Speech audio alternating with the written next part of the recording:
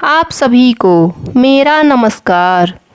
आश्विन मास की अमावस को सर्वपित्र अमावस्या कहा जाता है।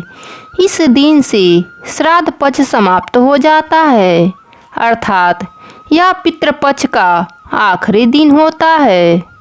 इस दिन पितरों को विदा किया जाता है। इस दिन सभी पितरों के निमित्त श्राद्ध किया जाता है। जिसकी मृत्यु की तिथि याद हो या याद ना हो, एक तरह से सभी भूले बिसरे पितरों को इस दिन याद करके उनके निमित्त तर्पण किया जाता है। सर्वपित्र अमावस्या के दिन भोजन बनाकर गाय, कौवे और कुत्ते के लिए निकाला जाता है।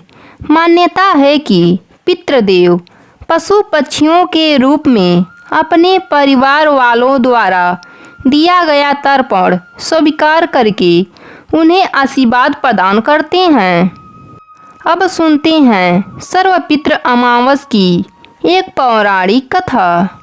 एक बार श्रेष्ठ पित अग्नि, शेर और बृहस्पति की मानसिक कन्या अछोदा घोर तप कर रही थी। वह तपस्या में इतनी लीन थी कि तपस्या करते करते 1000 वर्ष बीत गए। उसके तपस्या के तेज से पितृलोक भी प्रकाशित होने लगा, जिस वजह से सभी श्रेष्ठ पितृगण प्रसन्न होकर अछोदा को वरदान देने के लिए एकत्रित हुए और अछोदा के पास गए।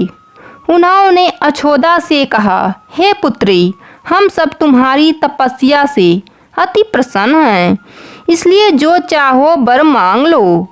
लेकिन अछोदा ने पितरों की तरफ ध्यान ही नहीं दिया।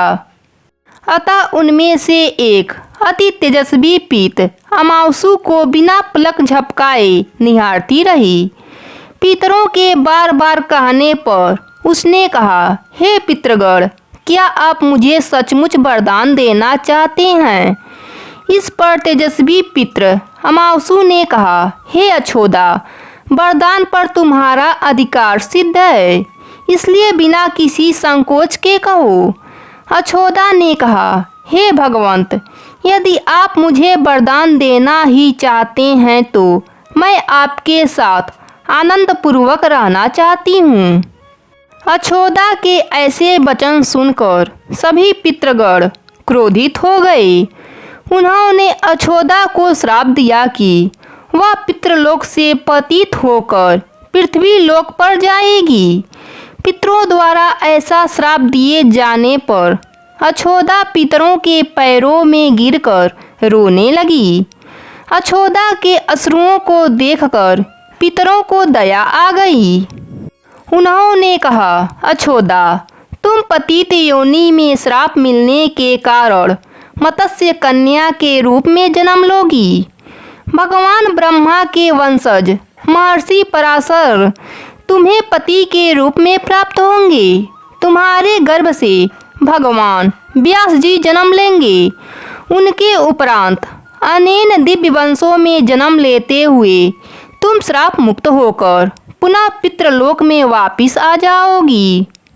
पितरों के इस प्रकार कहे जाने पर अछोदा शांत हो गई।